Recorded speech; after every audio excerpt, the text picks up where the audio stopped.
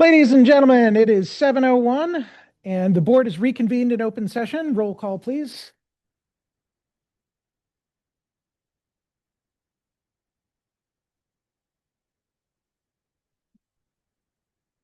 Evelyn, roll call, please.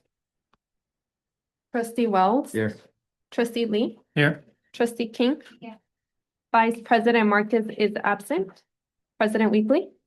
Present. During closed session, the board consulted with the district regarding union negotiations with the Redwood City School District Teachers Association. Information was received and no decision was made.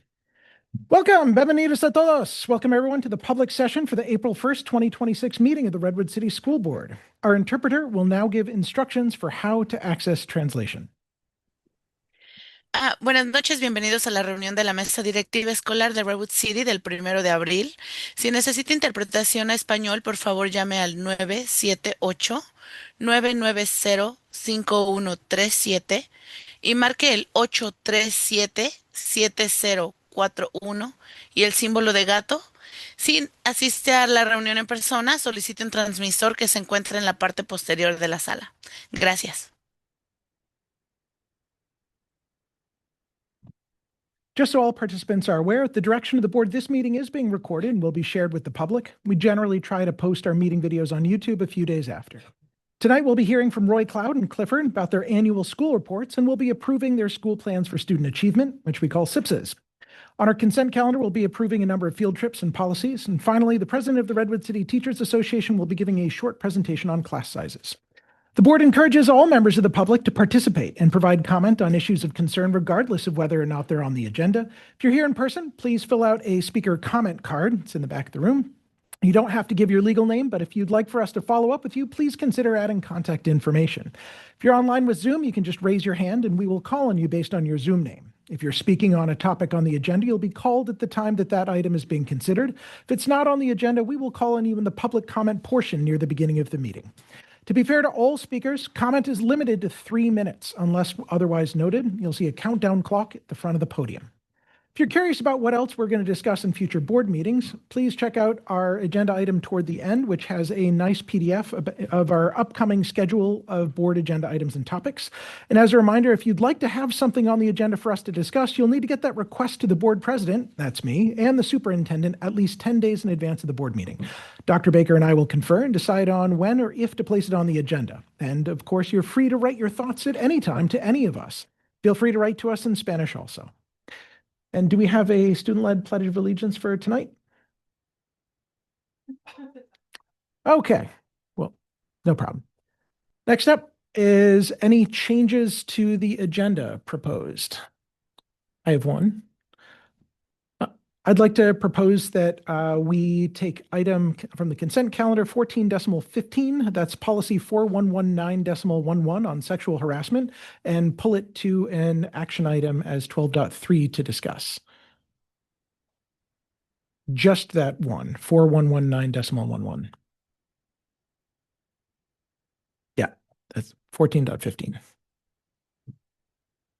To confirm, you want to move it to action and not discussion? Or do you plan on still taking action? Yeah, it's discussion for first reading. So yeah, let's move that to discussion.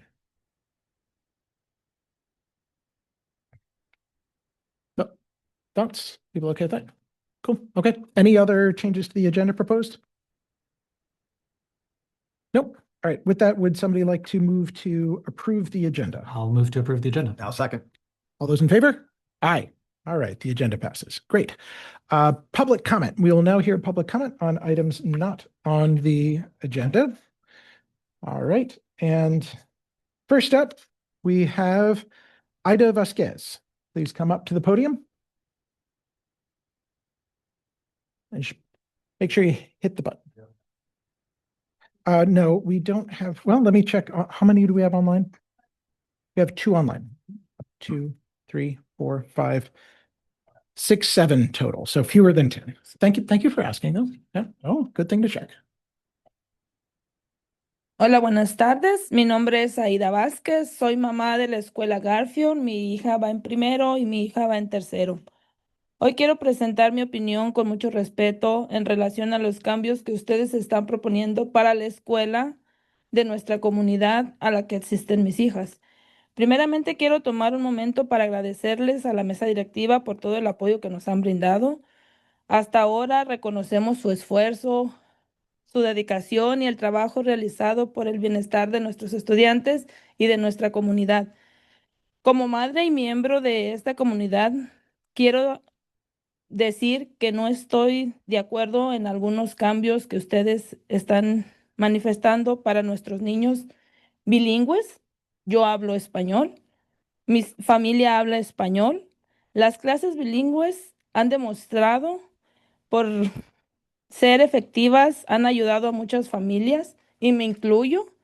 Tengo hijos grandes y menores y siento que les ha ayudado a empezar una base en el español y continuar en el inglés. Nosotros como padres valoramos la estabilidad y la calidad educativa de nuestros hijos que están recibiendo actualmente. Creemos que hacer cambios en este momento como podría afectar a los niños que ya están adaptados a cierto nivel o a cierta de español al inglés y pensamos que debemos como en vez de cambiar, darles un apoyo o un seguimiento para el programa y hemos mirado que en la escuela este programa que ahorita existe ha dado resultados, perdón. También es importante mencionar que cada niño es diferente y lo que bien ahora está ayudando a la gran diversidad del estudiante, de algunos, no todos somos la misma capacidad de aprendizaje, el mismo nivel y el mismo todo, pero tratamos de apoyarnos a todos. Creo que el cambio drástico sería como más temible o más como dejarlos en la clase solo hablamos español. Los padres hablamos español. Entonces, tú tienes que tener una relación con tus hijos. Si tu hijo no habla español, ¿cómo vas a hablar? O en diferente idioma. Yo hablo español y es lo que vengo ahorita a solicitar para mi escuela, porque en mi comunidad se habla español. Gracias.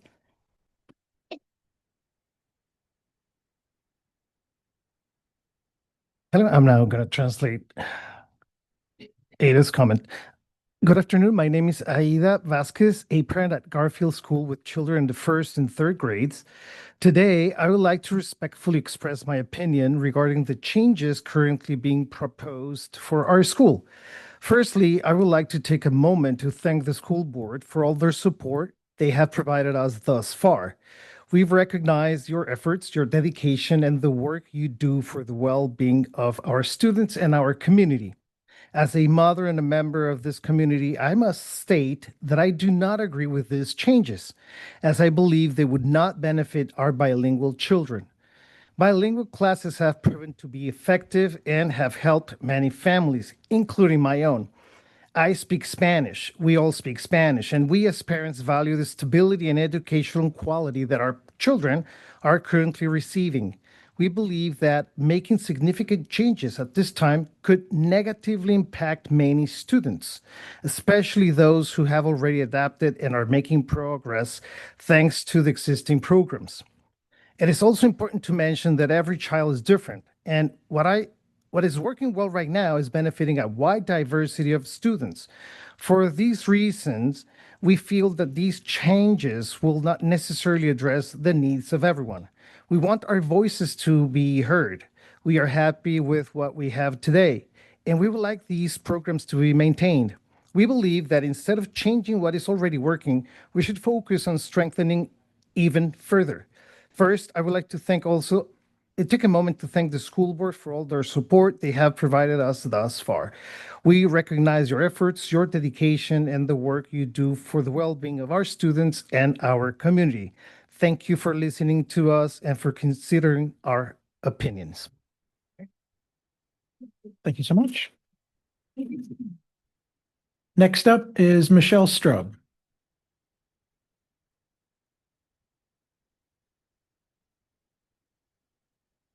Good evening, members of the board and Superintendent Baker. My name is Michelle, and I'm a proud parent of a kindergartner and also an incoming TK parent at Orion School in the Mandarin Immersion Program. Today, I'm here on behalf of incoming TK parents regarding the need to expand the after-school programs available at Orion for the upcoming school year. The excitement of an accepted spot in the TK program at Orion was unfortunately again met this year by anxiety regarding the lack of available spots in the after-school programs. For many working families, a TK placement is not fully meaningful without access to a reliable after-school option. Also, without the continuity of care, it can be difficult, if not impossible, for many families to make a TK placement work. As you're aware, this is not a new concern. Last year, following the expansion of the TK program at Orion, families, including myself, came before the board to respectfully request an expansion of after-school programming. At that time, we understood that janitorial and facilities constraints were a limiting factor, and it seems this may be a consideration again this year. As Orion continues to grow, the issue will likely persist unless the underlying challenges are addressed.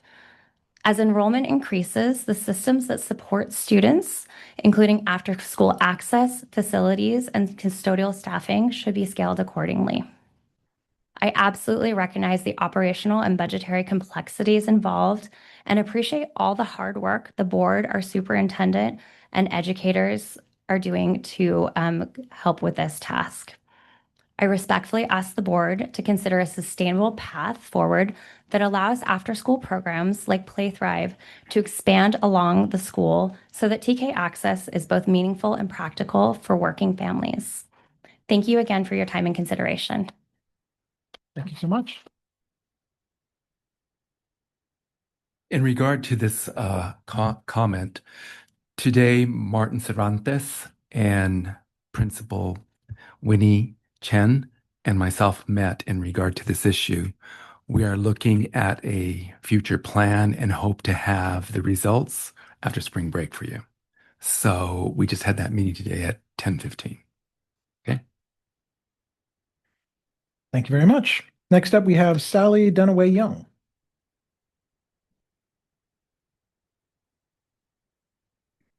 Good evening, council members. I'm going to echo Michelle's sentiments. My name's Sally Dunaway Young, and I'm a parent in this community. I'm here tonight to first express my sincere gratitude for the expansion of the Mandarin Immersion TK program.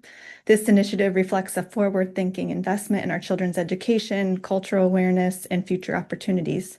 My family is especially thankful that our 4-year-old son, Simon, will have the chance to participate. However, I'd like to bring attention to a significant gap that's impacting many working families like ours. While the TK program ends around 1 p.m. each weekday, there are currently not enough aftercare options available to support our full-time working family and other parents. As a result, families are placed in a difficult position, grateful for access to high-quality early education, but unable to realistically participate due to the lack of coverage for the remainder of the workday. We've learned that local aftercare providers are already at capacity with wait lists exceeding 14 children. So importantly, these providers have indicated that they're ready and willing to expand services, even to open an additional classroom if more space were made available on campus.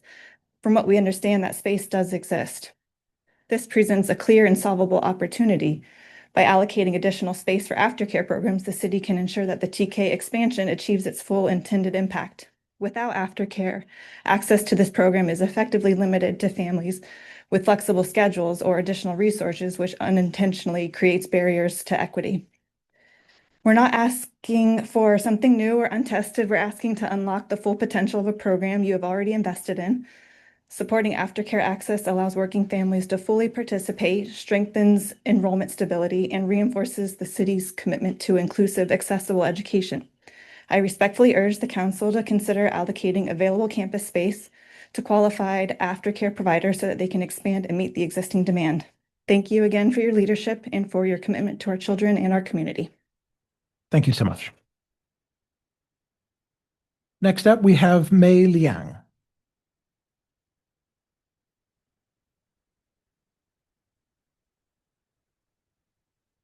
Hi, good evening, everyone.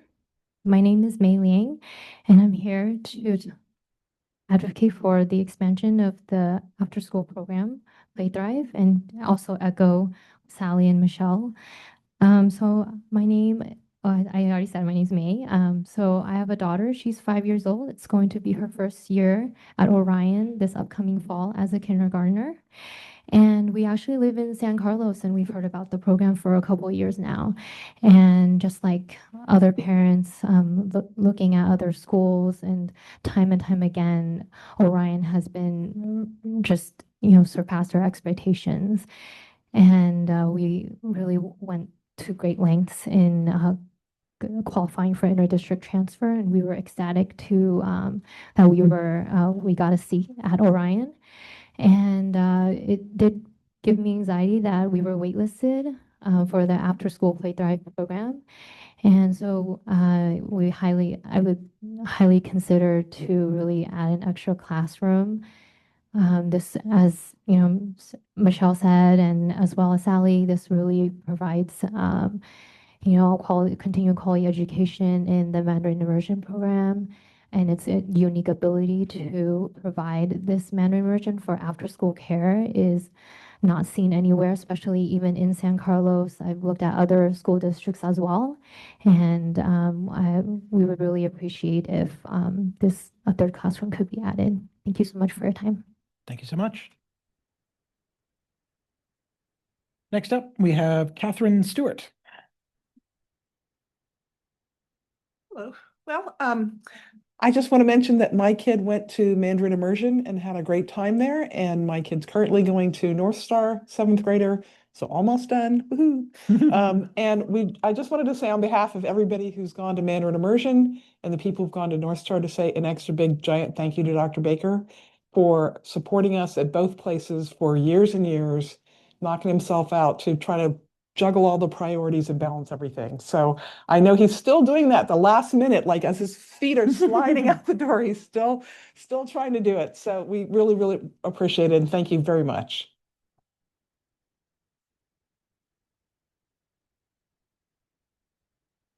All right. And online, we see two comment cards here.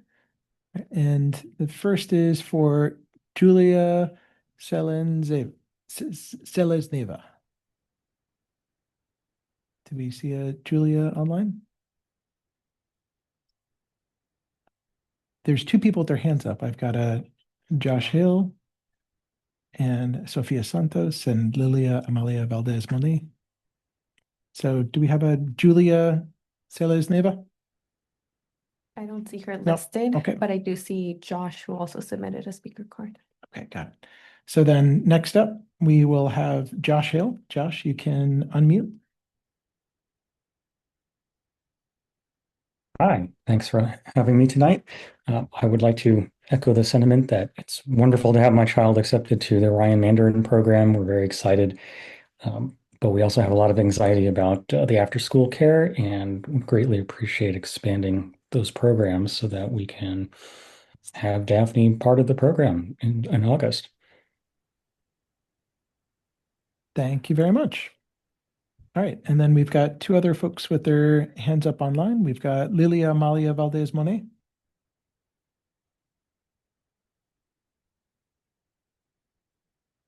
Hello, Hello? Yes, can we you hear hear you. me? Yes, we can. Perfect. Thank you so much. Good evening, members of the board and everyone today. Thank you for the opportunity to speak. My name is Lilia Amalia Valdez Monet, and I have been part of the Hoover community since 2017. I am here to advocate for small class sizes. Every child deserves to feel seen and supported, but overcrowded classroom makes that very difficult, even for the most dedicated teacher. I have spent years volunteering in Miss Herrera classroom, and I'm now assisting there several days a week. I've seen a clear difference over time. When my son was in kindergarten, there was 2 Spanish classes. Now there's only 1, with many Spanish-speaking students and several with need extra support. With only one teacher and a shared assistant, it's hard to give each children the attention they need. Sorry about that. Small class sizes improve learning increase participation, and allow teachers to better support both academical and emotional needs. This is about providing an equity education for every student. I understand this is requires resources, but every small chance, like adding a second Spanish kindergarten class or more assistance for the class, will make a meaningful difference. Thank you for the time and your commitment on our students. Thank you, Lilia. And last up, online, we see a hand raised from Sofia Santos.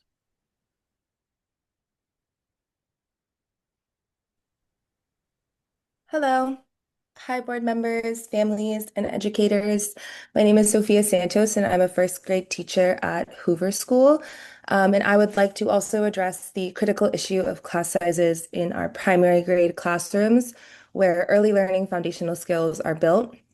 As has been stated tonight and across varying board meetings, we know that class sizes are something that deeply affects students and teachers in Redwood City School District. In my class of 27 students, 18% of students have IEPs, 70% are multilingual learners, and 25 of my students are experiencing behavioral needs as well. Conclusive research has shown that there are benefits to class sizes being small, specifically 1 teacher to 15 students, especially in the primary grades. Smaller class sizes have existed in Redwood City School District. When class sizes are too large, they currently sit at 30 as the maximum. Teachers are stretched thin, limiting their ability to give each child the attention they need to develop reading, writing, and social skills. I spend my evenings worrying for my students' academic growth and if they feel socially cared for by their teacher, which I do my best to do, but sometimes I worry in a class that large. The fact that research consistently shows that smaller class sizes in primary grades leads to stronger academic outcomes and improved long-term success, but classrooms such as mine and many at Hoover, as well as many within the school district, have close to 30 students is saddening. I urge the board to prioritize manageable class sizes so that every student across Redwood City has the opportunity to thrive, especially in the primary grades. Thank you. Thank you so much. And I believe that takes us to the end of public comment. And so with that, we will now move on. Oh, we've got, you put in our, oh, yeah, sorry. I saw that on 16.1. Yeah. So I saw this card is for agenda item 16.1. No? Okay. Okay. Then in that case, I would like to call you to the stand. Thank you for advocating for yourself. Want to make sure everyone is heard. Yeah.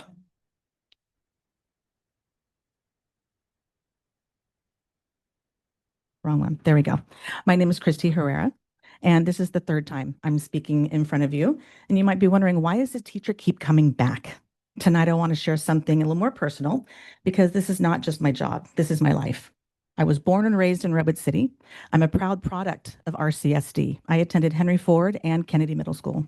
My son Alex is 31. He attended the same schools I did, and today he gives back to our community as a substitute teacher and soccer coach. My daughter Cassie is 20, attended Adelante, Kennedy, and is currently in college at Skyline. My husband Franklin has served this district for 19 years as a paraeducator at Selby and Kennedy. He just received the 2026 Sequoia Award as Outstanding Individual of the Year for volunteer work in our community, nominated by Dennis McBride, former RCSD school board member. So when I stand here tonight, I'm not just speaking as a teacher, I'm speaking as a student, as a parent, and as an educator, and someone that's deeply rooted in this community.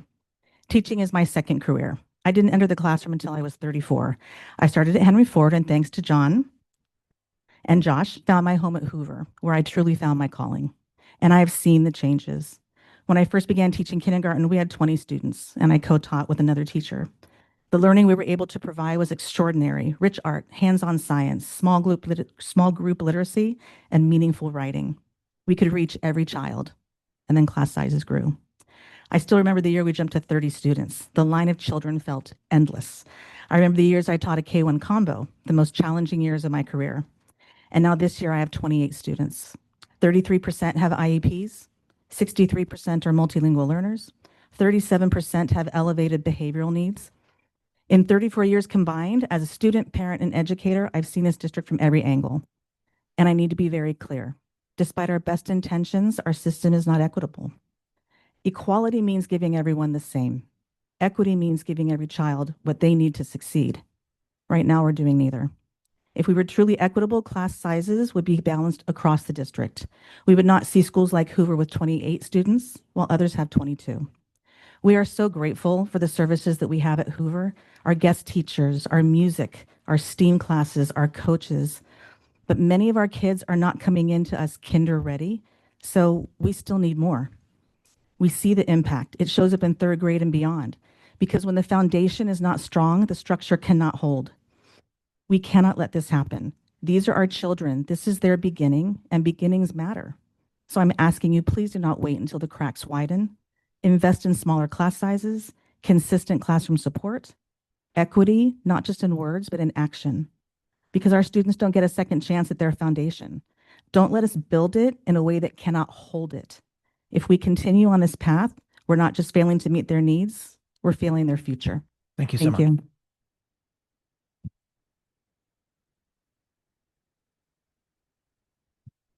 Thank you for that. And I believe with that, we are now done with public comment. We now move on to union comment. We already have a presentation from Brenna a little bit later. I'm not sure if you're good for now. Awesome. Yep. And Maria, I don't know if you would like to say some words. Great. Okay. Hi there, Maria Stockton, president of CSCA Redwood City Chapter 5. This beautiful young lady behind me, Christy Jackson, my president, and my Clifford family. I'm very eager to hear the report as well as Roy Cloud. And I'm very eager to hear our sister union, our CTA's presentation. So with that, I give up the rest of my time. Thank you. Thank you so much. So next up, we are now going to approve our bond consent items. As a reminder for members of the public, consent items are the ones where we approve a group of items in one go that are considered unlikely to be objectionable or need discussion. I'll make a motion to approve. Second. All those in favor? Aye. Aye. That carries. And next up, there's no bond program action item, so we move on to 12.1. We'll be hearing Roy Cloud's presentation, and we'll, after that, move to discuss and approve their SIPs. All right.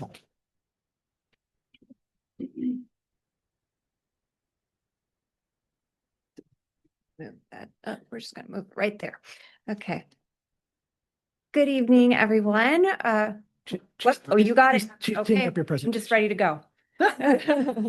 Ready to share some data.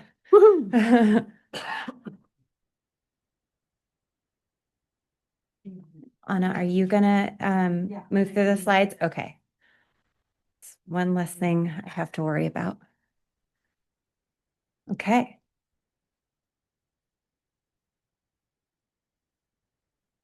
Oh no, I am gonna do it. Okay. Can I get a practice? Just. Okay, got it. We're good. It's 2 buttons. All right. Good evening, Redwood City Board of Trustees, Superintendent Baker, and colleagues. It is truly our honor to be here this evening to share what has been happening at Roy Cloud, a community that continues to show up for our students in extraordinary ways. Tonight, we want to walk you through our progress across the 3 LCAP goals, celebrate the incredible work of our staff and our families, and share where we're headed next.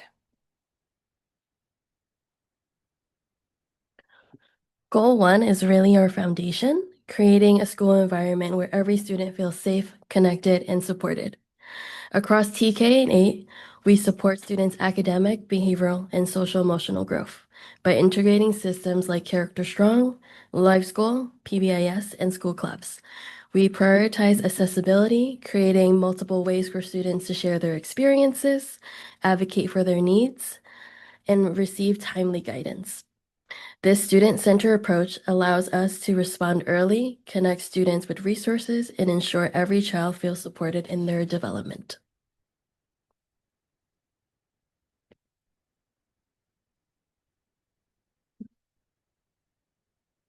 That way.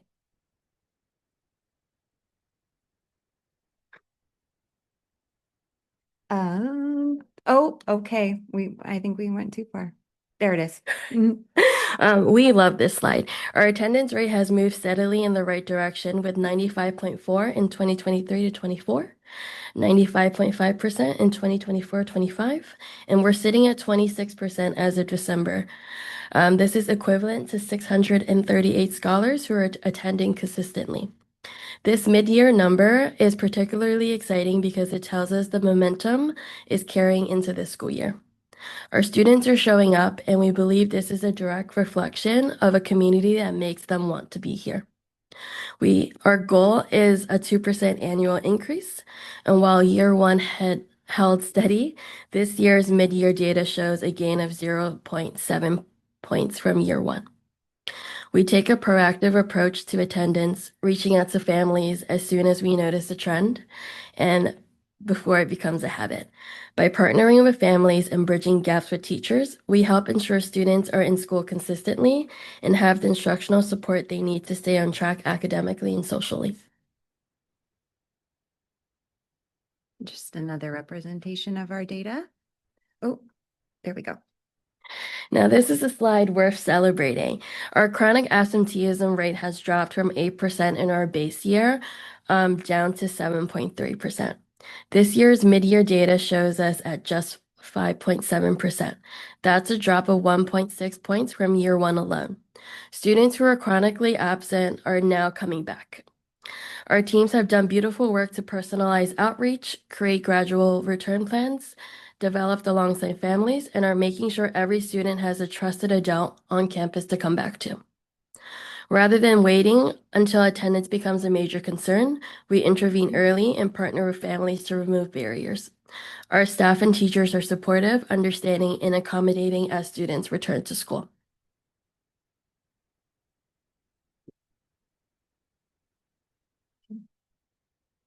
This trend is clear and it's heading in exactly the direction we need it to go. We remain committed to the 3% annual reduction target, and this year's trajectory gives us every reason for that confidence. Okay, so now I will talk about suspension. So our suspension data tells a story of real sustained progress. School-wide, we've dropped from 1.8% to just 0.1% at mid-year this year. For our students with disabilities, we've gone from 5.4% down to 0% mid-year. This is remarkable. I want to be transparent. Our English learner suspension rate spiked year one, but our teams responded immediately, and mid-year we're back to 0%. This reflects our commitment to reflection over consequences, helping students learn, repair harm, and grow. It's not as though our students don't make mistakes, they do. And at Roy Cloud, we prioritize restorative practices and relationship-based responses that our teachers and staff have applied to behaviors and conflicts in restorative ways. And we are seeing our approaches lead to growth and sustainable outcomes our students are able to stick with. Additionally, we are seeing an increase in students coming forward and sharing conflict and concern with our teachers, counselors, and administrators more often. This shows an increase in trust between adults and students and confidence that the work we're engaging in supports students and stops harmful behaviors. Just another look at our data. As previously mentioned, this data shows a downward trend. So how are we doing this? I want to take a moment to celebrate our staff and our community. With such programs like Rainbow Cloud, student-led clubs, a full-time music teacher, Unity Days, Safe School Ambassadors, Kindness Week, and Friendship Circles, these aren't just programs, they are strategically woven into our fabric. Our PVIS framework, character-strong curriculum, and mentorship between middle schoolers and our youngest scholars are building the kind of school where students genuinely want to show up. All of these efforts will continue into our 2026-27 year. We have 2 slides about goal one's takeaways and next steps. And then we also wanted to add a slide about our Healthy Kids survey. So in addition to our students and our staff feeling the changes, our families are feeling them as well. The Healthy Kids survey gives us some of the most validating data we've seen. 96% of parents say Roy Cloud is a supportive and caring environment. 92 say our teachers go out of their way. 90% say teachers are responsive to their child's social and emotional needs. Our fourth and fifth graders report that 95% are feeling treated with respect and 96 see our PBIS system working. We know that we have room to grow. We always do. And we will continue to look for ways to amplify our student voices, support peer conflict, and overall student engagement. These are all areas that we are leaning into, but it's important to note that our community is thriving. All right, so LCAP 2. Goal 2 is around our multilingual learner community, and we are so proud of the progress our multilingual learners and their teachers have made this year. Our targets are to support our multilingual learner scholars to increase their LPAC level growth to 55%, raise our reclassification rate to 20%, and bring our long-term English learner rates down to 10%. We see multilingualism as an asset, and our goal is to ensure that students develop both language proficiency and strong academic skills. Okay, so it's important to note that this jump is extraordinary. In 23-24, 9.1% of our 2nd through 8th grade multilingual learners advanced at least one LPAC level. In 24-25, that number leapt to 41.7%. That's a 32-point gain in a single year. This doesn't happen without intentional, individualized, relationship-driven support. Our intervention teacher, counselors, and classroom teachers build something special for these students. Okay, here's our RFEP data.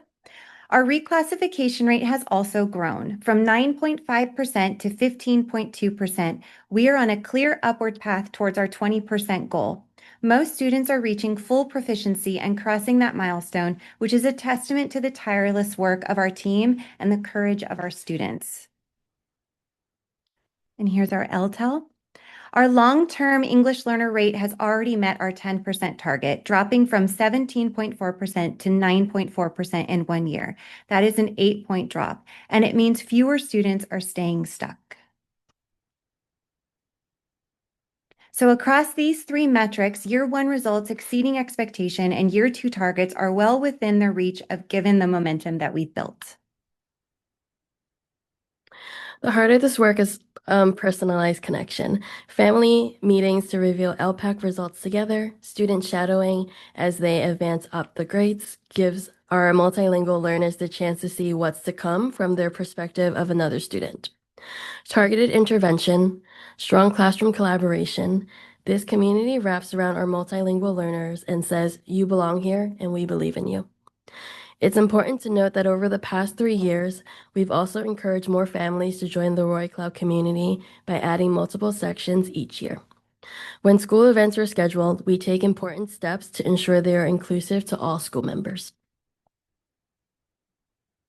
Okay, and now we are at LCAP goal number 3.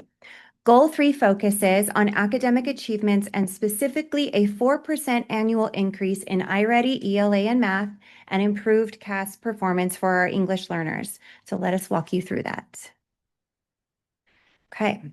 In ELA, our grade level percentages jumped from 44.4% in the fall to 62% in the winter, a 17.6 point mid-year gain. Students who were 1 year below grade level are catching up. The science of reading aligned phonics instruction, small group intervention, and our reading intervention teachers' fluid approach to meeting students exactly where they are, all of these things are showing up in our data. Overall, 64% of students are demonstrating expected reading growth, which exceeds our baseline.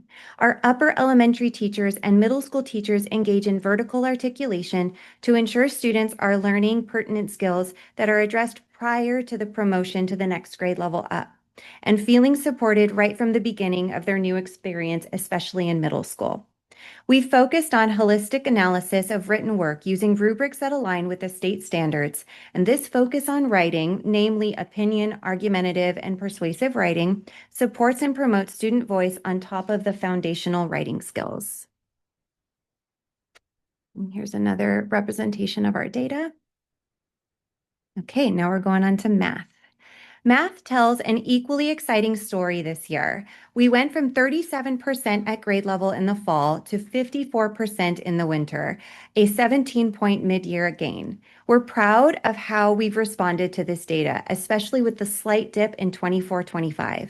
We have utilized the board-adopted curriculum. Our teachers are strong at delivering universal support for students, and our site leaders have taken a step to learn more about how to support as we've gone into and taught lessons to gain firsthand knowledge of the flow and skills required for each lesson.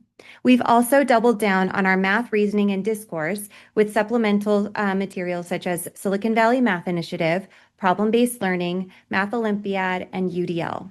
And this year's results reflect that commitment.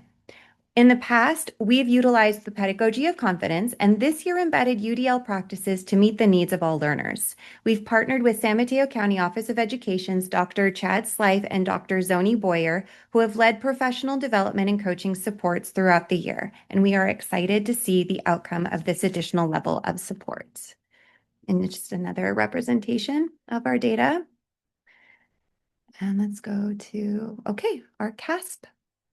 All right, so for our multilingual learners specifically on state assessment, so ELA shows a strong growth from 0% meeting or exceeding standards in 23-24 to 8.3% with a year two target of 14.2%. We are on our way.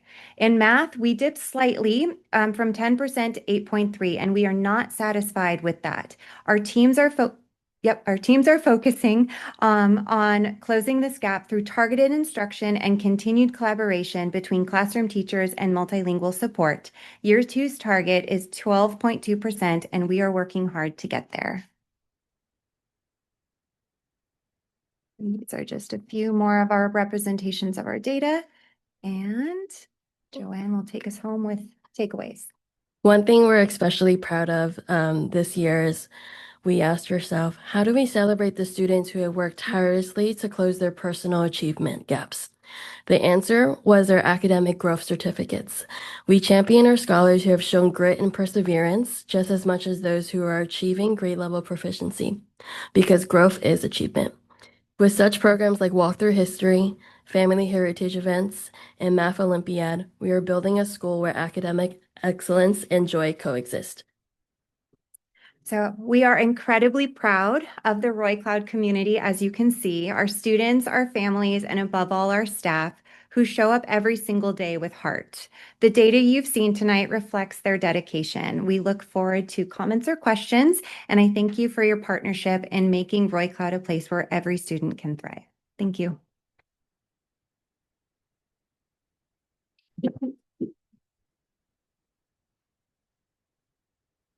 Thanks, Joanne and Melissa, for presenting Roy Cloud tonight and for all the work that you're doing. You get to, I say this for all the presentations, but we look at the numbers, we see the percentage here, that's kind of what you present, but behind every one of them, we know there's a student, there's a family, there's caregivers, there's staff, there's teachers, there's admin, like a bunch, there's a whole community. And I really have enjoyed seeing how Roy Cloud has flourished under your leadership, Melissa, the last several years. So thank you again for choosing Redwood City and for coming here. That's been outstanding. The numbers, yeah, they look good. I mean, things are going all in the right direction. You have a lot to be proud for about what's happening at the school there. And particularly when we, dive down into the disaggregated parts, seeing 0% suspension for students with disabilities compared to the year before is incredible. That's a really strong growth there. Seeing the LPAC growth, I realize that numerically there's probably not a lot of multilingual learners there at the district, so it's great that they're not being left behind, that they're getting a chance. Obviously, in goal 3, as you called out, there's work still to do there, but you recognize it and know that that's where some focus has to go. So that's really, really good to see. And otherwise, the iReady growth is tremendous. You're exceeding your goals, so that's by a lot, not just coming in over the line. So that's pretty impressive to see. So thanks for presenting. And again, it's more the work that you, your staff, the teachers, the whole community, all the families are putting in there. It's good to see. Thanks. I don't really have questions. I'll just provide a lot of the same comments of kudos. One, also, thank you. It was great to come and actually see the school in action. So appreciate both you, Melissa, and Joanne for walking me around there. But yeah, a lot of what Mike said, totally agree with. I think just to put it out there, obviously Royal Cloud serves probably a different population from some of our other schools, but that doesn't mean that there's no challenges. It means that there's different challenges. And I appreciate that there's an acknowledgement. You can see this through what you say, what you do, as well as what's in the presentation, that you are trying to always get better. It's not just we're good enough and therefore, it's what can we continue doing for, and that comes through with the surveys, right? Acknowledging there's a lot of positive stuff there, but also there's challenges of how do we continue pushing engagement and pushing for challenges. So really pleased to see that all the numbers, yeah, they look like they're all going in the right direction, which is great. The attendance and chronic absenteeism is just remarkable. I mean, that's just hard everywhere, so it's great to see that. And then the LPAC progress is great, not only because that's goal 2, but also because I'm very hopeful that will trickle down into goal 3 as well. And so I know, as acknowledged, some of the CASP scores from last year within that specific subpopulation could, we'd love to see more improvement there, but I'm hopeful based on what we're seeing from the LPAC that we're going to get there. So thanks so much for all the great work. Thank you. I don't need to repeat what everybody has said, but I will say on the wellness committee, whenever we have a student rep from Roy Cloud, they reflect kind of the great survey scores that you guys are showing here in terms of just feeling welcome at school. It seems like an important thing for you guys, and it's really reflected in your survey. I did have one question on the SIPSA. There was one odd number. There was like only 14 kids in first grade who took the iReady English. I wasn't sure if that was a mistake. Was and that the glitch. Okay, Yeah. so we should just fix the number before Yeah. we final SIPSA. Thank you. Awesome. On suspension, it's just amazing to see an order of magnitude improvement on something as important as that. So kind of a typical question to ask for something like that is whether we've seen increases in behavioral referrals. Just want to make sure that we're not bottling problems up in the classroom. Yeah, no, I think that speaks to kind of what we were saying about like students feeling comfortable coming forward. Like they're not just coming forward to us, but to their teachers. And we work together to make sure that we are addressing things like we said in the presentation, like before things do bottle up and like get bigger, become bigger problems. And I want to shout out to our teachers who are incredible in providing that support in the classroom. And actually, Joanne created a really great system of building in reflection and kind of slowing things down, slowing our students like thoughts down just to kind of really think and unpack like what happened, like, in this conflict that may have happened, how could I have handled myself differently? How can I learn from this? So I don't know if you want to add anything, but it's really great. Thank you, got it. Okay, I did it. Some wonderful metacognitive skills that I'd love to see all the adults in our community also reflect. That's fantastic. I noticed in the presentation the mention of amplifying student voices and maybe implying some plans to lean more into that. Any idea what that might look like? Yes. So we definitely are looking for just like, I think we'll call it organic opportunities where students are coming forward to, like we had mentioned, student-led clubs. They are coming forward and like really wanting to like create their own kind of like groups in their recesses and their lunches. And I think that's a really good example of that amplifying that student voice and that interest. They're doing so through their writing, like I said, with their persuasive and argumentative writing pieces. We're seeing it a lot more in the presentations that are happening inside the classrooms. With our focus being UDL, a lot of our teachers are looking at like, okay, how can we utilize student strengths to have them show what we know. And that's coming out like, we give them options and a lot of them are wanting to present their understanding of the content, which is pretty cool. And then additionally, we're going to be looking forward to, I know you and I have talked about design thinking, and that's just another level to that where students are going to be able to kind of see themselves as agents of change. And again, just organically amplify their voice in that sense and really look at their passions and try to solve real world problems. So that's to come. Yeah. It feels like the school site's really leading the charge on UDL and the like, and things are working out pretty well on that front. Yeah, we are very proud of the efforts that are going into UDL. And in fact, we are inviting Chad and Zoni back tomorrow. So fantastic. Yeah. Wonderful to see the EL reclassification velocity increasing. The accelerated reading growth is fantastic, and you seem to blow your math growth goals out of the water, more than 10% over target, which was great. Growth certificates was cool. I didn't realize that was a thing. Celebrating growth is absolutely the right target. And stepping back, I feel like post-pandemic, I was almost despondent because we had seen for a lot of students, not only had things regressed a lot, but in the years just after the pandemic, our growth rates were flat. And so it's like, oh no, we went backwards and we aren't getting better anymore. And so it's so heartening to be seeing data like this where our students are accelerating. We're getting larger and larger percentages of our student bodies that are meeting or exceeding their goals for growth. So it really is it's fantastic work. So thank you so much. It's a huge shout out to our teachers. Yeah. Yeah, teachers and staff. Thank you, teachers, and thank you. Welcome, Joanne, to the first board report. How are you doing? Okay. For those of you, you remember that she became the assistant principal when the previous one took a principalship in Pacifica. But welcome. Melissa, great report. I'm not going to repeat a lot what the board member said, but I do have the vertical articulation. Give me a little bit more on how that is occurring, and is that also with the vertical articulation going into the universal UDL?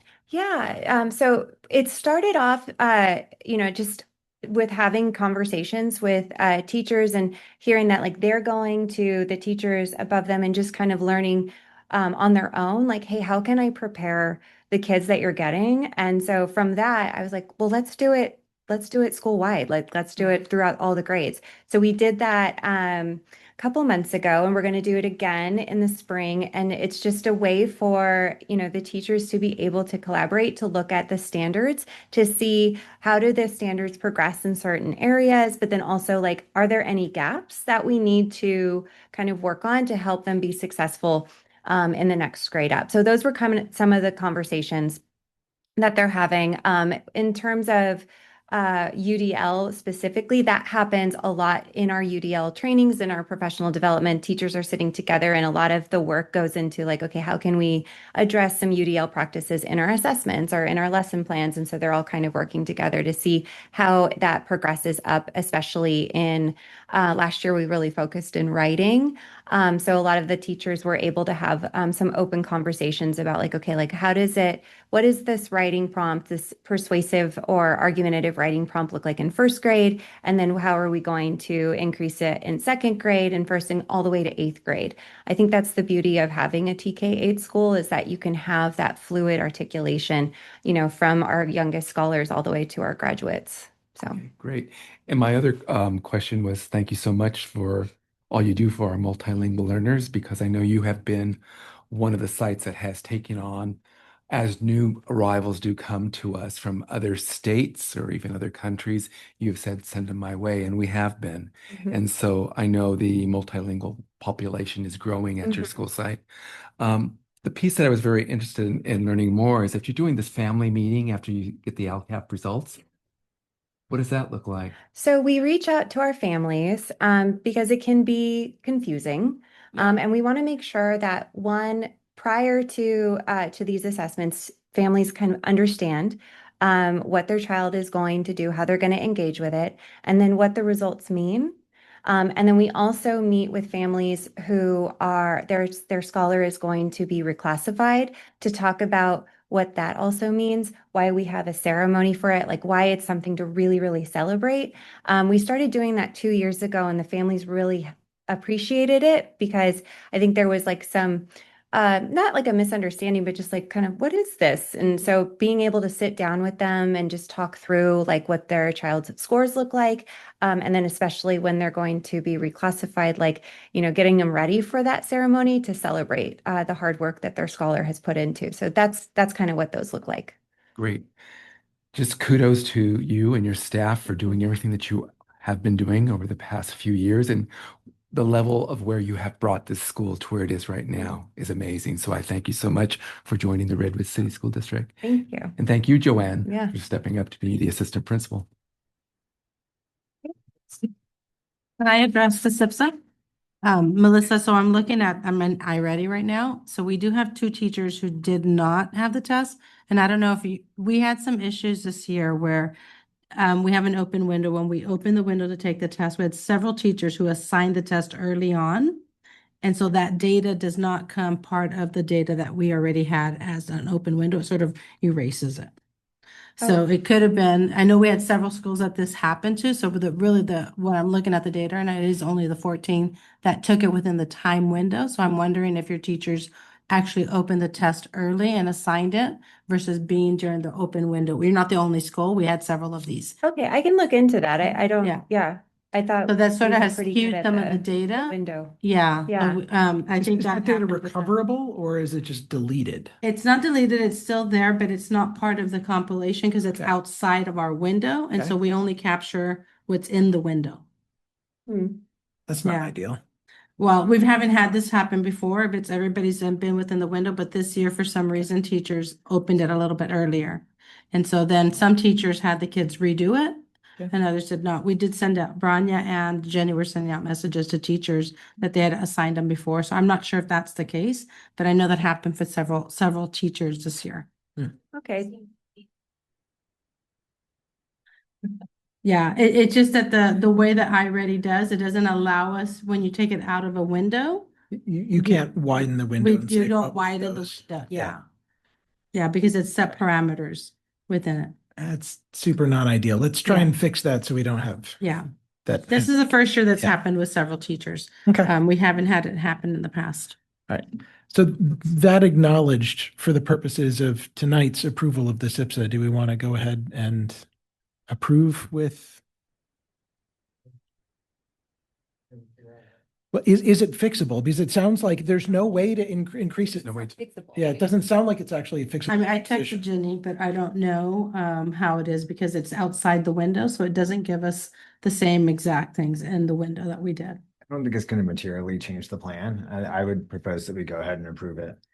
Okay, just with an asterisk of let's make sure this doesn't happen again. But okay, That's what I would do. Okay, all right. Well, And so with that, I'll would make a you like motion to approve the SIPSA for Roy Cloud? Thank you. Would anyone like to second? Second. All those in favor? Aye. All right, thank you very much. All right.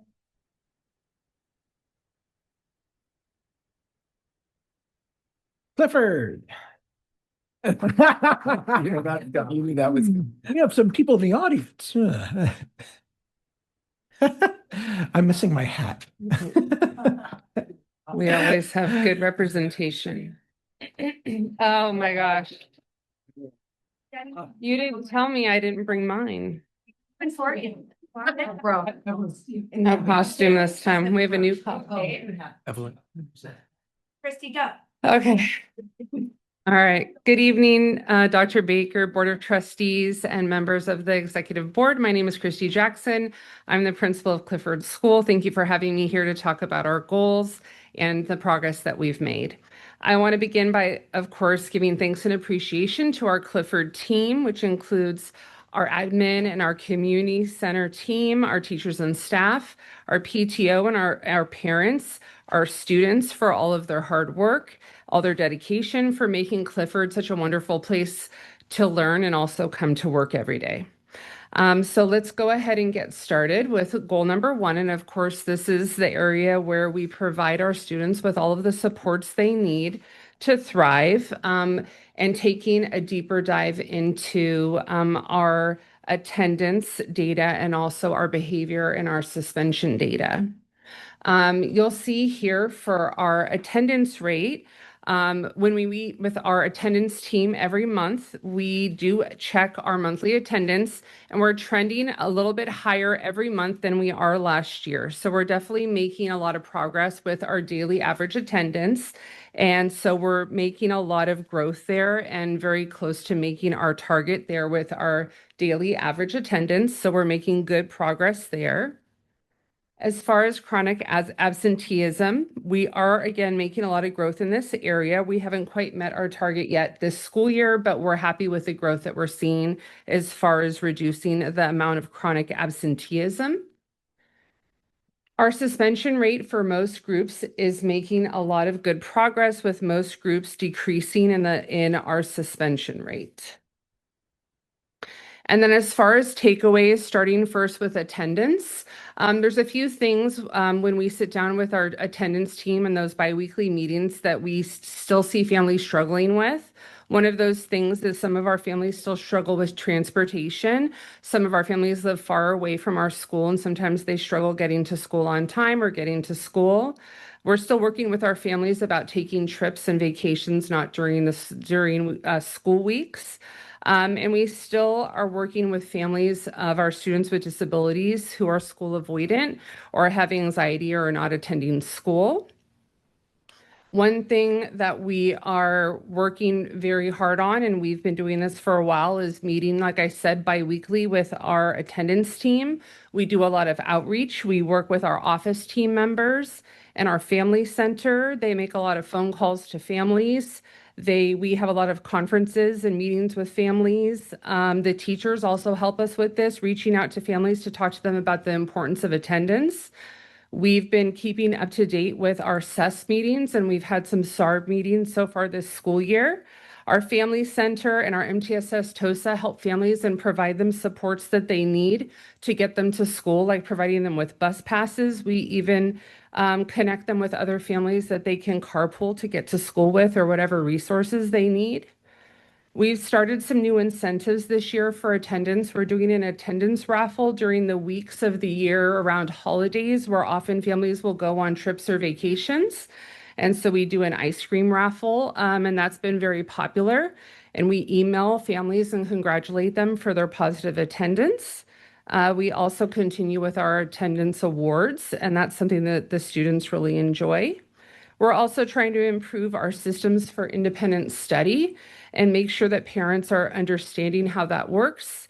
And now that we can do it for 3 days, making sure that parents get excused absences if they're going to be out of school for trips or things like that. As far as our behaviors and our suspensions, we're going to continue to work with our students and try to be preventative and proactive as much as possible when it comes to behavior. And deal with students on a case-by-case basis. We try to build relationships with our students and work with families whenever there is something that we need to address. We use our PBIS systems and our character trait program to support students and use alternatives to suspension whenever is possible. And we use a lot of reflection with our students, a lot of opportunities for them to take responsibility for their behaviors. And lately, we've been doing a lot of community service projects for our students rather than things like suspension. Also for our students with disabilities, which sometimes are affected by suspensions when they may be dysregulated, we're working with our special education department and also behaviorists to train our staff to be able to work with them in those situations. Okay, moving on to goal number 2, and this is our progress for our multilingual learners, their reclassification, their growth on the LPAC, and also reducing our number of LTELs. You'll see in the next slide that our students from 23-24 to 25-26 did not make as much progress as the previous year, so we're hoping we can get back on track. They took a little bit of a dip last year from the year previous. That's also the same with our reclassification, also with our progress and our LTELs. We had a little bit of an increase there. And so something we need to take into consideration is that we do have a very high population of students with disabilities at our school, many of which are English learners, so they're dually identified. And so that does have an impact on our students and their success often on the LPAC assessment. And so we're taking a closer look at who our students are, what levels they are. Right now, we currently have a large amount of students who are level 1s. So about 43% of our students are level 1s, so they're a little bit further away from reclassification at this point.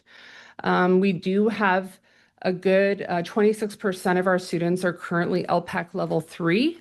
So we've been working with them very closely to hopefully get them to reclassify this year, hopefully. We would like to increase our EL parent participation. We do have more parents attending our ELAC meetings, but we would like to see ways to get more of them in for that. And we'd also like to see more of our English learners being able to attend summer school because we don't usually have many students that are able to attend summer school so that they don't lose some of that English development over the summer. Some of the things we've been working on the past few years with our staff is professional development and culturally responsive practices. We went through this with Michelle Ramon last year. We had 3 sessions of that with her. This year, we went through the ELD roadmap with our staff, and we had 3 staff trainings with them and went through all the principles of the ELD roadmap. We continue to implement language power. And this year, teachers are teaching that to full fidelity, and we're regrouping students amongst the different classes. And we will continue in planning class configurations for next school year to take a look at who our English learners are, and when putting in classrooms, make sure that that makes the most sense. This year in middle school, our English learners get ELD every other day based on our schedule. Next year, we're looking to make that on a daily basis. So that will help our long-term English learners next year. Next year, we're also going to have some more coaching for designated and integrated ELD. We're doing PLCs in writing this year, and we'll add math next year, so that will help our English learners as well. We prioritize our English learners for reading support during the school day, also for Healthy Cities after school. We intend to hire an ELD teacher next year. And so there's just a lot of things that we've tried to implement last year, this year, next year, and we're always trying to perfect those things and improve those things and try something new to help improve those outcomes for our English learner students. Okay, and goal number 3, this is our growth in ELA and math on the iReady and also on the state test, the CASP assessment. From our first iReady to the winter iReady, we made pretty good progress. For a mid-year iReady in reading, we're already at 52%. So that we made a 18% increase. So that was a lot of growth that we've made already just for the middle of the year. And it looks like we've already met our expected outcome for the year just in the mid-year. So we made a lot of good growth already in iReady reading. And in iReady math, again, we have made a lot of growth since the beginning of the year, up 13% from fall to winter. Not quite meeting our target for the end of the year yet, but we're not that far away. So as far as all of our students are concerned, it shows on the iReady that for a mid-year assessment, we've already made a lot of the growth that we were looking for. For our English learners, on the state test, they haven't quite made the expected growth that we're looking for. And so this is an area that we still really need to work on. We're doing a lot of work around integrated ELD and ways that we can include scaffolds in the classroom and improve our learning environments to support our English learners. Like I mentioned, we're going to be doing coaching next year with Dr. S. And really looking for ways that we can support our English learners to not only be successful on the CAS for ELA, but also for math. In our PLCs, we've been very successful this year in our writing PLCs, and we're going to include math for our PLCs next year too, where we're really taking a look at our students and grouping them and planning for them so that we can make sure that they're making some progress. And so for some takeaways for goal number 3, like I said, we're going to be continuing with that work on integrated ELD. We've been participating in some observation cycles with teachers observing each other and also district staff coming in and doing some observations. Continue to having targeted interventions for our students during the school day, but also after school. For instance, Healthy Cities. We're based on how students are performing on the iReady, we're then providing lessons for the tutors to do with students based on how they're performing on some of those assessments. Like I said, for middle school, we're increasing our ELD for our students. Also, we've included B days for middle school for reading support and math support. So they get an elective one day, and the second day they may have a math or a reading support class. So that will support our students that are struggling in math or reading. We'll continue with IM implementation. I think this is going really well. In K-8, it's been really helpful to have the same curriculum K-8. We've seen the fact that it's a consistent curriculum, that it's working out really well. And we've been able to also do some vertical alignment. And I think that's really been helpful for the kids to have that consistency. And we've done some fun things, like we have a math club after school. We're going to have a math night. We had a STEAM night, just getting the kids kind of excited and doing hands-on activities having to do with math and STEAM, and get excited about those things. Again, we're also really hoping that some of our students will be able to be included in summer school this summer. Clifford isn't normally prioritized for summer school. It would be great for us to get some students to go so that they can keep up their learning over the summer. Oh, okay. Well, it's not working. I think that's my last slide. Okay, so in closing, we've all been working really hard. And, I know that all the numbers aren't necessarily showing it, but our students are making a lot of great progress and a lot of great growth, and they're working really hard, and we're really proud of them. And we're really proud of all they've accomplished. And we're thankful for all of the teachers and the staff that have done so much to make that happen. So thank you very much.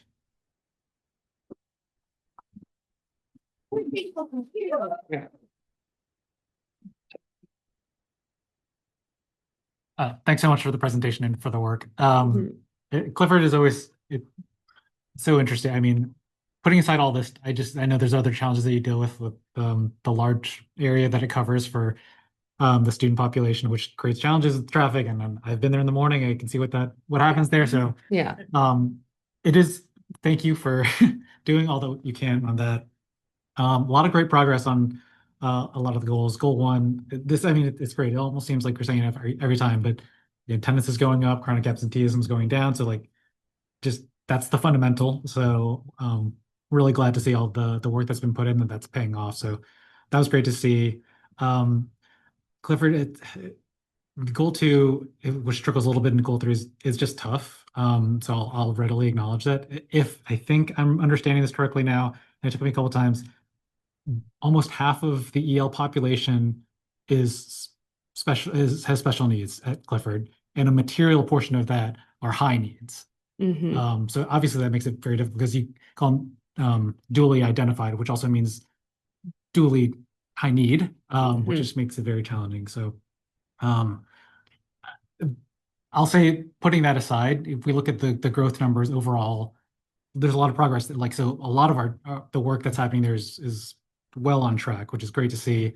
It's just obviously there's a lot of focus on the EL population. It's great to hear all the things that you've already been doing this year and the plans to continue kind of just really hammering it down. I am just curious though, just given that as the setup and looking at the goals for the output reclassification aside, I think that's a little bit different, both because of newcomers, et cetera, that you said. But on the LCAP goal, just given where we are, how do you feel like that's a manageable goal for the LPAC? For LPAC, yeah. For the growth goal or the reclassification goal? The growth goal. 2 years ago, we kind of had this higher number. right? And looking back when I was looking at those students, that was a year where we were able to reclassify some of our students with disabilities, even though they didn't have a 4. So it was a little bit higher, and we weren't able to do that last year. So I don't know if we're going to get back to that, but I think we could definitely come up more.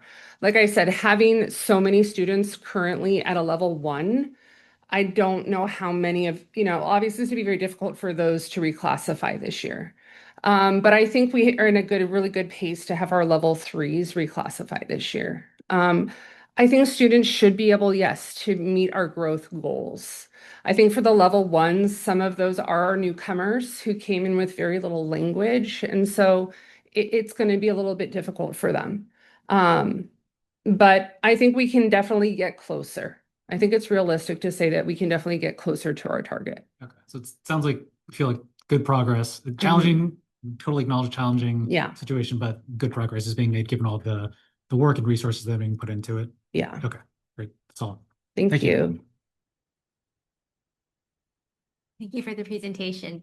I wanted to ask you about your summer school comment. Mhm. I know we prioritize English learners on our priority list for summer school. So I guess I wanted to understand, is it that we don't have enough space in summer school for all of our priority children, or is it more about having summer school at Clifford as a site? It's because summer school happens at the Bayside sites, and it happens with those after school programs running those programs, right? And they fill up with those students because there's enough students there to fill those programs up.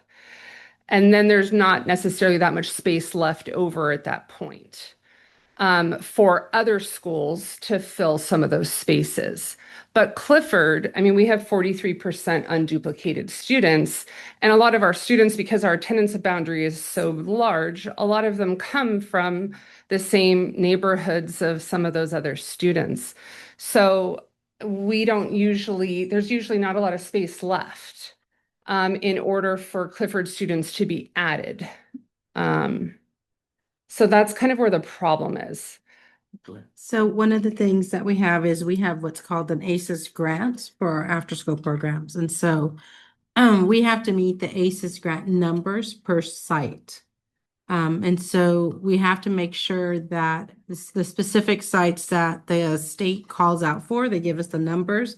How they do it, it's beyond understanding to me or to anyone, because it's not defined only on unduplicated pupils.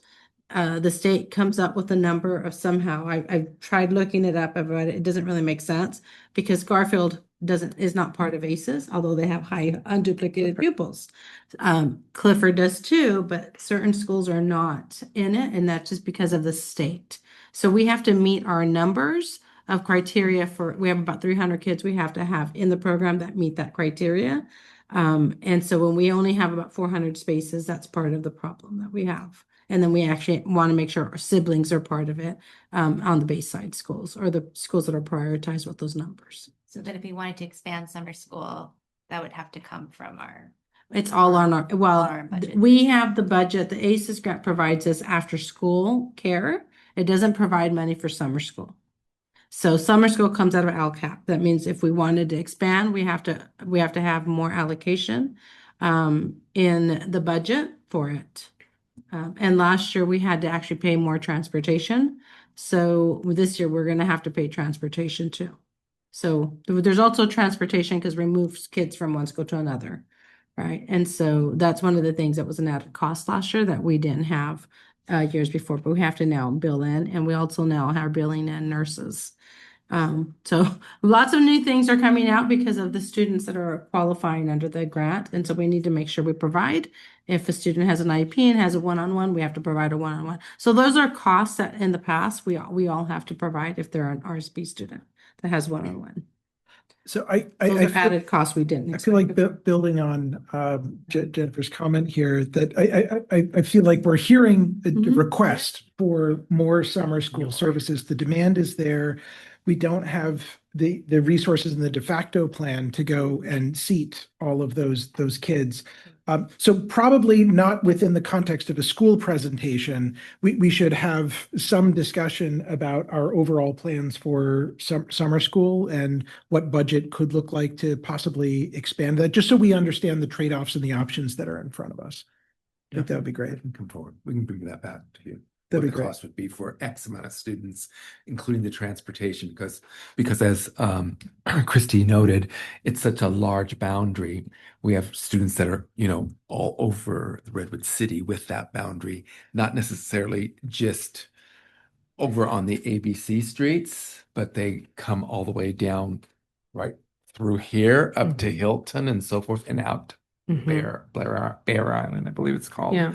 and so forth. So yeah, it's a huge boundary. Yeah. Mike. No, it's a microphone. That's not Mike Wells.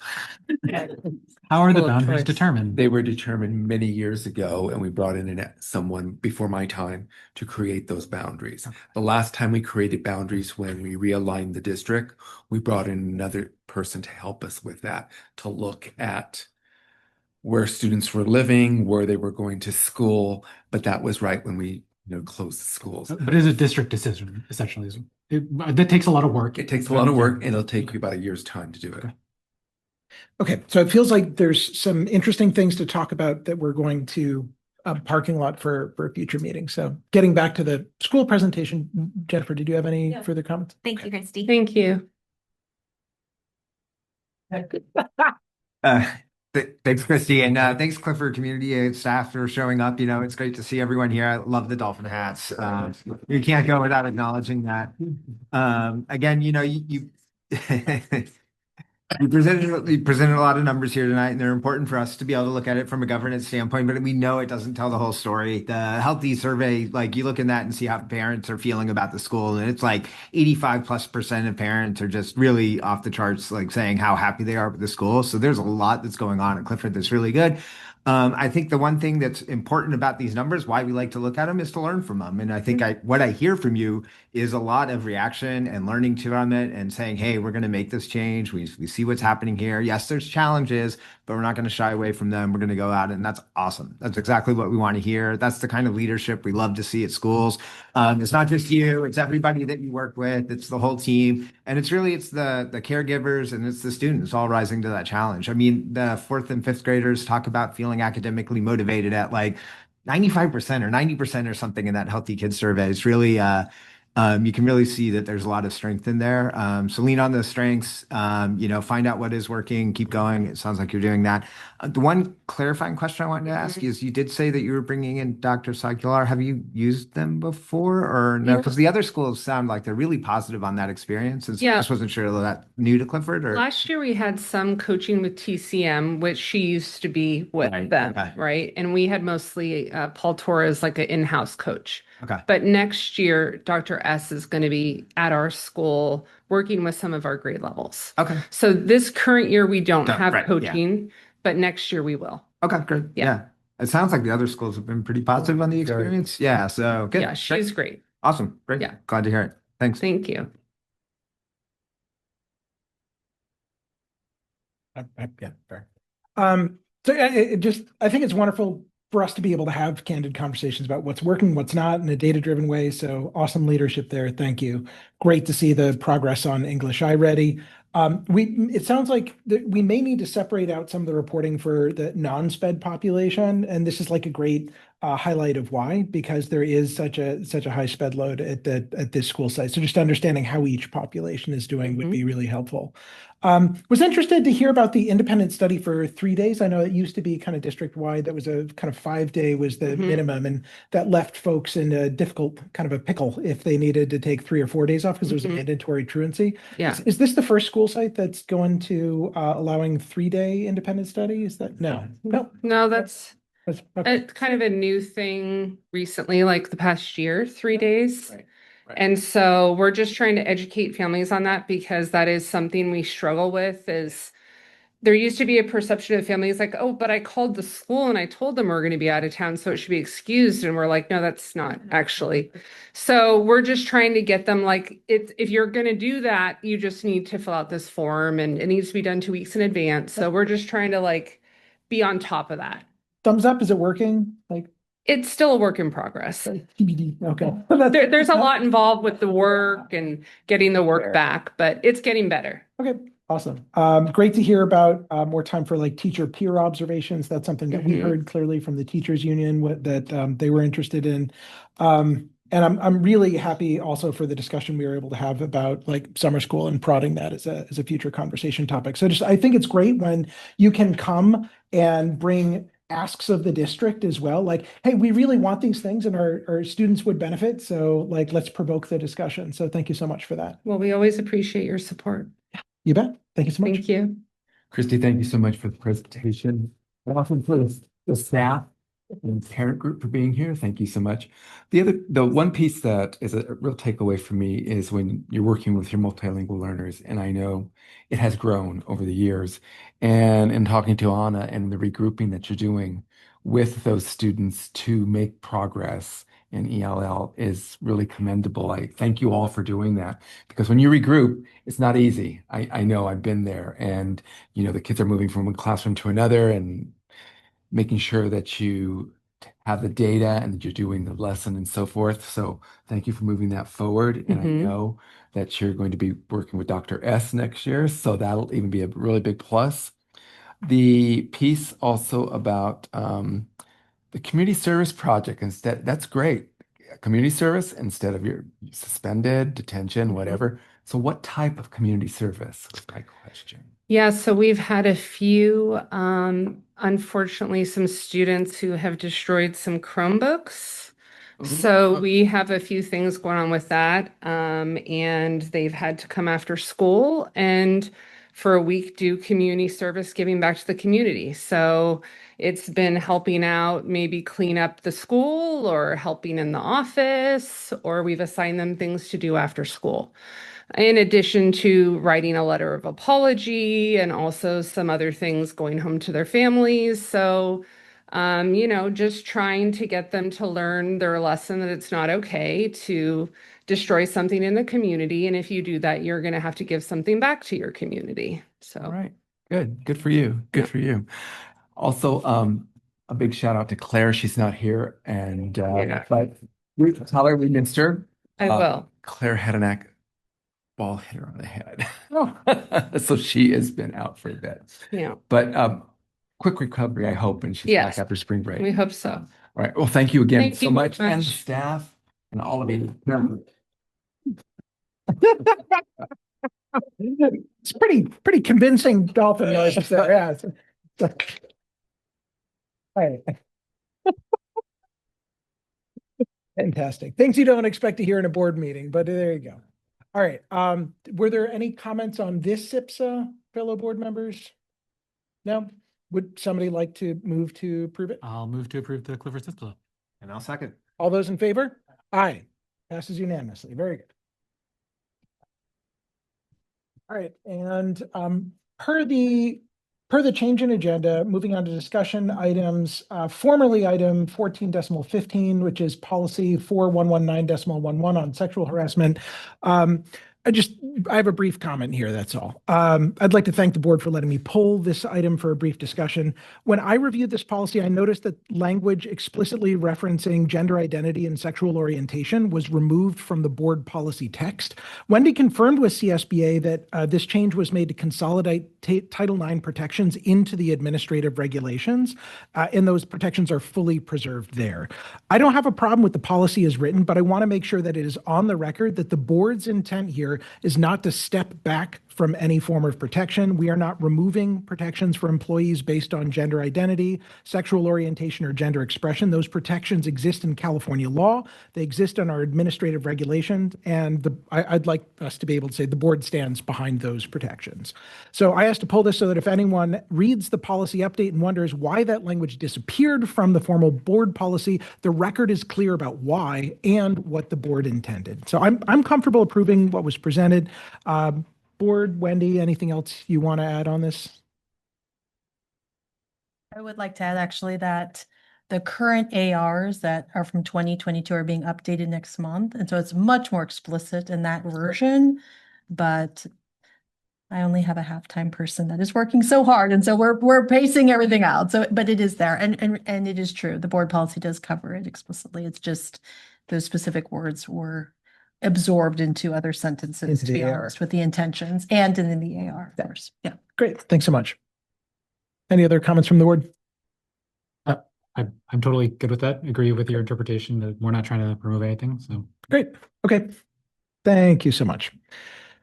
All right, on to 14. Lots of other consent items today, field trips, policies, meeting minutes approvals. Folks may wonder at the very large number of policies if you haven't tuned into other board meetings. The short of it is that we're working through a backlog of about 200 policies that need to be updated for us to be fully compliant with the state. It's a huge amount of work from policy committee. Brief applause for policy committee, thank you. And from staff, so shout out to them. For many policies, we're either required to put in specific language or the statewide California School Board Association has already had a team of lawyers reviewing specific language that they think that all of the school boards in California should adopt. So we only want to stray from that when we have real conviction about ways in which we think our district should operate differently. Any board member can pull a policy from consents to have active discussion, but for unobjectionable changes, we're trying to have an efficient system. And as a reminder, generally, just because something's in our consent agenda doesn't mean it's not important. It just means that we may have already reviewed it or it's unobjectionable, and we'd like to focus our limited time together on substantive matters requiring presentation and discourse. All right. With that, would somebody like to move to approve the consent? To approve our consent item. I'll second. All those in favor? Aye. Aye. Fantastic. We are on to board and superintendent reports. I'll start. I went to a training, MIG 3 on finance, over the weekend or last weekend, which was super helpful. Great to have discussions both with like experienced trustees and other practitioners, and to hear kind of the other thoughts from other trustees who are learning the ropes as well. Great to get a sense on finance of kind of what the comparables are across the state, as well as people around there, as well as hear what best practices are. So it was really helpful. Are you close to closing out, Mig? I got 2 more to go. All right, knock them down. Other reports? Okay. Great. Anything from you? Yeah. Today I was at the Sequoia Healthcare District board meeting to give a presentation on how grateful I have been, how grateful I felt within the last 10 to 12 years working with them and with the amount of resources and other supports that they have given the Redwood City School District over my tenure. So they also approved the budget for Redwood City today, and it's $1,090,090 that we'll be getting, and it pays for a lot of things that we do in this district under health and wellness. The other item that I wanted to express to them is a collaboration, and really look forward to that continuing as I leave this position. And Dr. Rubalcaba was with me, and I introduced him to the board and also to the CEO is there. So CEO who is definitely present, so they can start that relationship moving forward. Redwood City is one of the school districts that receives a large amount of money from the Sequoia Healthcare District, and they are now working on a formula because some of our neighbors who don't have as many unduplicated students receive some chunks of money, and someone has put a little bug in their ear that's not fair. So it looks like the person that they've hired an outside person who also was a superintendent at one time, and met with him, is going to determine a formula, and looking at the number of unduplicated students that we do have, it seems like not for the next school year, because this amount has already been approved, but for the 27-28 school year, it looks like it'll be under a formula, and our district will receive even more. Our neighbors will not be happy. I will be gone, so I can't blame me. I shouldn't have said that.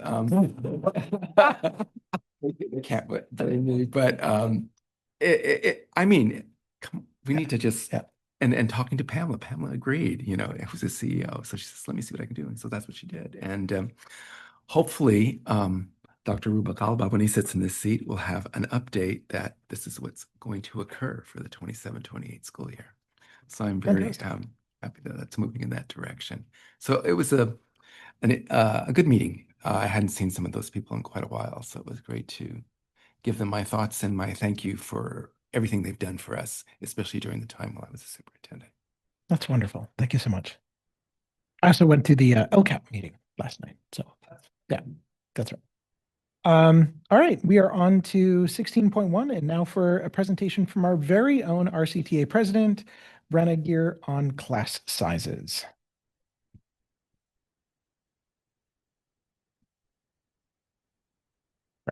And just to prefix this briefly, because we are under union negotiation right now, there can be no board comment or question. So there's not going to be a Q&A segment after this. So we'll receive the information and then we'll move on. Okay.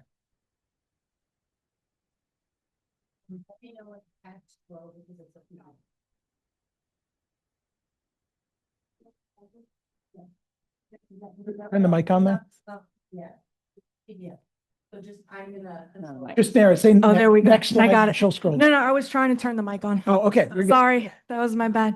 So my presentation tonight is on class size. You've been hearing a whole lot from our membership and from parents about this issue. And so I wanted to give you some real numbers from our teachers about what's going on this year and what we're looking at next year. So our CTA is committed to working towards the best possible environment for our students, and large classes at max capacity and combination classes we feel do not serve the best interests of students and teachers.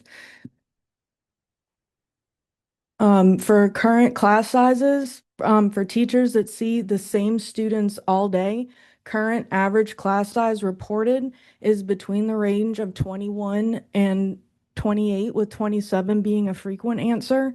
For teachers that see more than one group of students in a day, but not in periods, the average class size reported is between 20 and 30 range, with larger numbers being more common. And for teachers that have periods, the current average class reported by teachers is in the range of 26 to 29, though many periods reach 30 or higher. RCTA surveyed how many minutes teachers felt they could give each student in their class when they see the same students all day at their current class sizes, and 54% of teachers reported that they spend less than 10 minutes per day with their students at the current class sizes. This means that each student is not being given equitable time, and that the time that can be given individually is not adequate to address the needs of our very young developing students. 16% of teachers reported that they can spend less than 15 minutes per day at the current class size, which again is not equitable or adequate for our very young learners. Our CTA surveyed how many minutes teachers felt they could give to each student when they see more than one group of students, but not in periods. 36% reported that they can spend less than 5 minutes per student. 27 reported they can spend less than 10 minutes per student, and 13% reported that they can spend less than 15 minutes per student per day. Our CTA also surveyed how many minutes teachers feel they can give each student when they have periods. 18% of those teachers felt they could give students less than a minute of individual attention per period. 29 felt they could give less than 2 minutes of individual attention per period, and 32% felt that they could give each student less than 5 minutes of individual attention per period. That means that in middle school, the average student receives less than 5 minutes of personal instruction from their teacher at the current class sizes allowed by the district. One of our surveys was a very simple question. Do you feel like the classes are too large to adequately support the differentiated needs of our students? And an overwhelming amount, 76%, said yes, they did feel like they were too large to do that. Combo classes are becoming increasingly common. This is, to my understanding from the current staffing list for next year, the amount of combo classes that we are looking at. It's 17 in total. I'll let you read those for yourself, but please note that all of these combo classes are in those early developing grade levels, kindergarten through 5th grade. And those are really critical times. These students need to be in classes of their own grade level so that that curriculum can be focused on. Please continue. On average, teachers believe that lower grades K through 5 should be capped at 20 and that middle school should be capped at 25. RCTA is asking for class size reductions that are reasonable to the demands of the job and to ensure equitable instruction time for all students. The numbers we're asking for are higher than those numbers that were requested by our teacher. We believe that it's reasonable and responsible to ask for the new class sizes. And we would like to see the district shift students at sites to accommodate and create more equitable distribution of students across classrooms, across campuses. Class size is the foundation of a teacher's ability to differentiate equitably between all students in a classroom. Current CSTPs mandate that each student receive very tailored instruction. The current class sizes imposed by the district make this nearly impossible to give with the high needs of our students that are still recovering from the effects of COVID, that are dealing with the new complications of AI and social media. Teachers have asked for smaller class sizes for a number of years, and bargaining teams are often forced to choose between smaller class sizes and raises that barely allow teachers to meet the cost of living. RCTA urges the board to consider the impact of large class sizes and combo classes on the students of the Redwood City District. Please put students first. Thank you very much for listening. Thank you so much.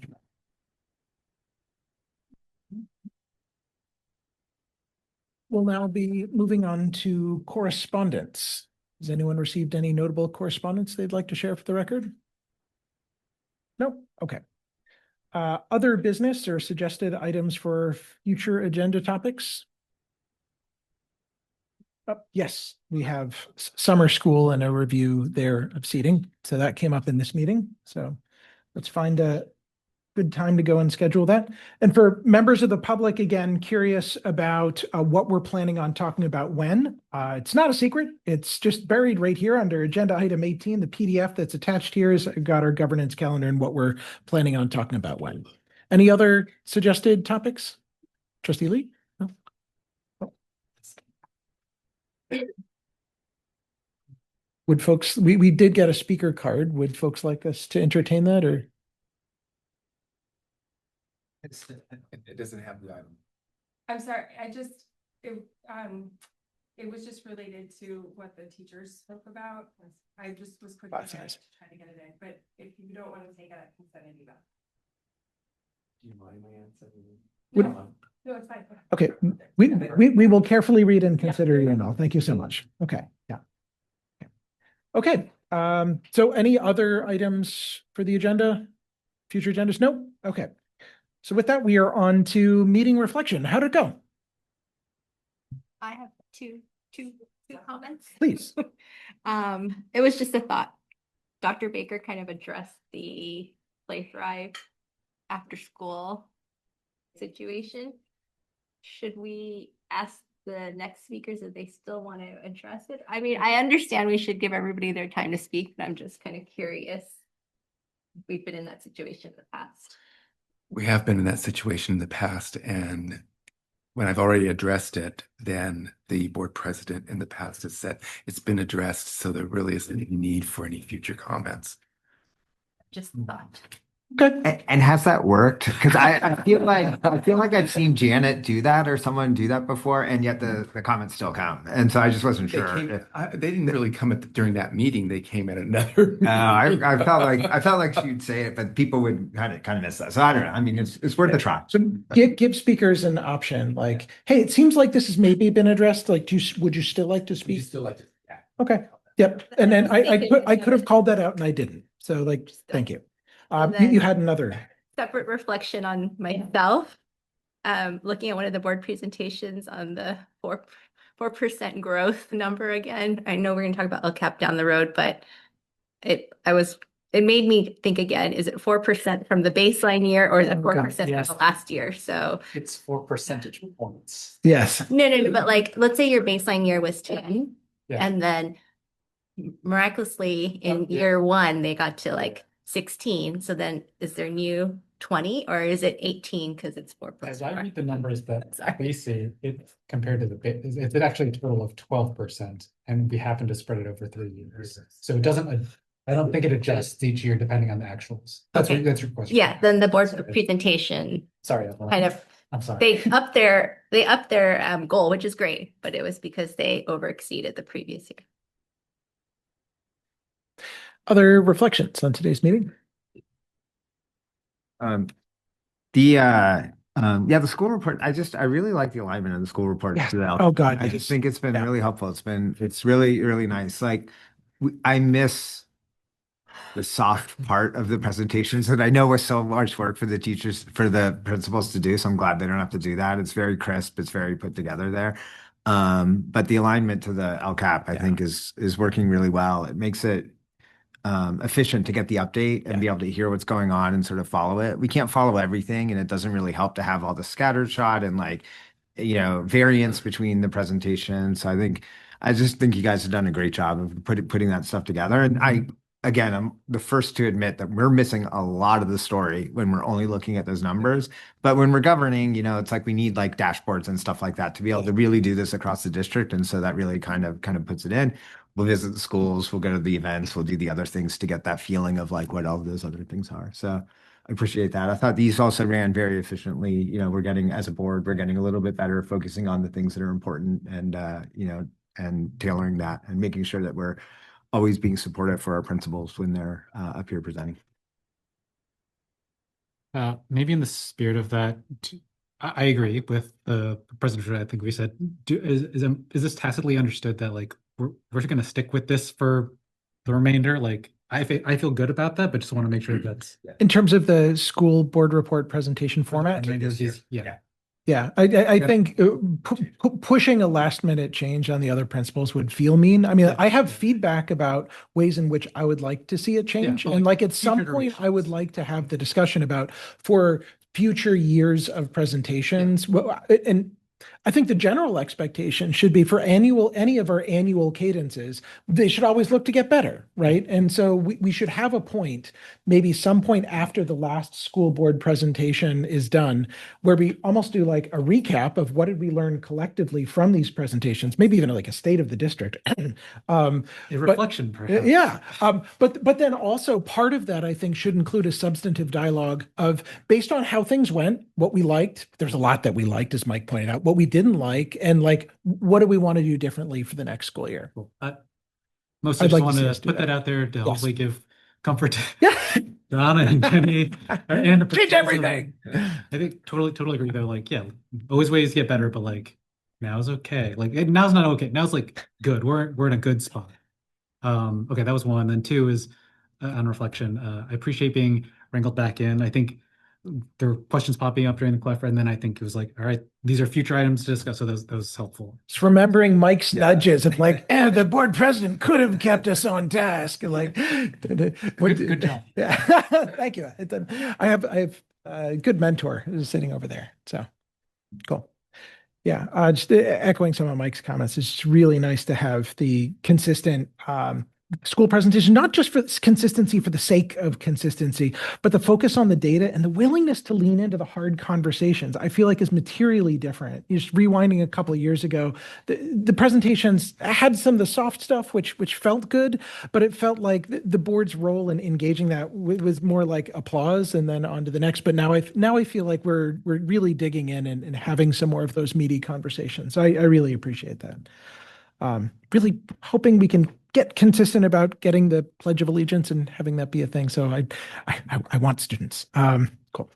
Okay. Sweet. Do you have any reflections about it? Okay. Okay, great. All right, so I think that's it for reflections. Calendar. Doesn't look like we've got big changes here. Any shuffles and no new changes, it says. So yeah, I think we're good on calendar, which takes us then to adjournment. I move to adjourn. I'll second. All those in favor? Aye. Aye. Good night, everybody.